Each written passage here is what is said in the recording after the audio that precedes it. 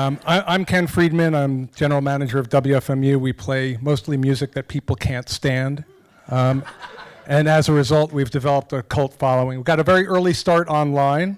As the internet started, the college that owned us went bankrupt, so we looked to the web as our form of salvation. But we would have looked at CB radio the same way, so we just kind of got lucky. The station first went freeform in 1968 and got a great deal of press. This was a 1969 article about the radio station from Look magazine. Over the years, some unexpected interesting things have happened as we've migrated online, one of which I wanted to talk about, which is that we found that we had listeners who were not actually listening. Radio started off as a visual medium, people sitting around doing nothing but listening and creating images in their mind, the theater of the mind it was called, and then certain applications such as drawing by radio like this one, an application that didn't quite catch on, but has been reborn now in the excitement of Will Shortz's Sunday Puzzle on Weekend Edition. WFMU began experimenting with various forms of online, failing as often as we succeeded, as seen in this unretouched photo of our dry cell experiment. Over the years, more and more listeners started migrating to the web. 2 years ago, our lines crossed in that we had more people listening to the radio station online than our 2 FM stations combined. And now we have more than twice as many online listeners as we do FM listeners. But the migration of listeners away from the radio has not been treated with enthusiasm by the broadcast industry. And the broadcast industry, by and large, has responded by undercutting radio's strength, cost-cutting, doing things like voice tracking. Radio's not the only medium that has looked at new technology and adopted extremely counterproductive strategies. The record industry, for one, is an excellent example. Radio of the future means, though, that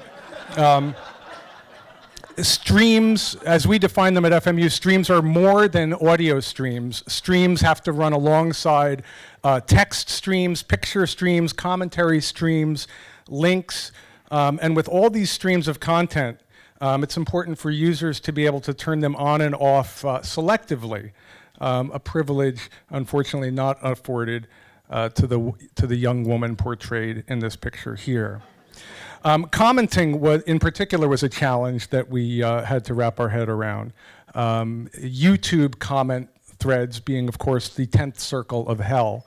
But the 9th circle of hell is nobody listening at all.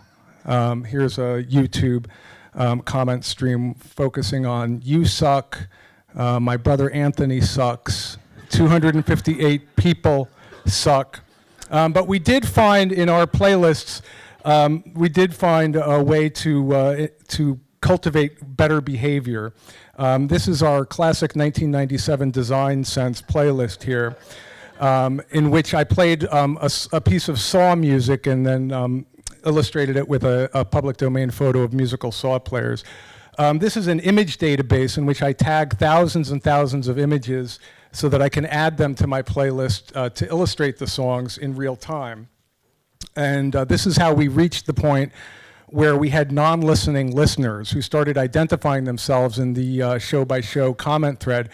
And while some of my staff was kind of horrified that we had people not listening, I started celebrating them. I just found it the most wonderful development that we had listeners who weren't listening yet pledged and donated and were committed to the radio station. A few days ago, I asked my listeners to greet you all with shout-outs. This, unfortunately, is as close to real time as we can get. This was a page that showed some of our recent exploits in video, where I had half-hour and hour-long collage videos by people like us, a British artist, and Radio Soulwax, a Belgian DJ duo. And listeners were able to watch the video or listen to the audio from the video, which also stood on its own. Listeners are migrating out of our broadcast area. We now have 10% outside the broadcast area in the US and another 10% outside the US altogether, and that's growing. Our contrarian stance has actually helped us. We exist outside commercialism, outside mainstream public radio. our Eat Flaming Death shirt was given away to the Zuccotti Park protesters in the final days. Thanks very much.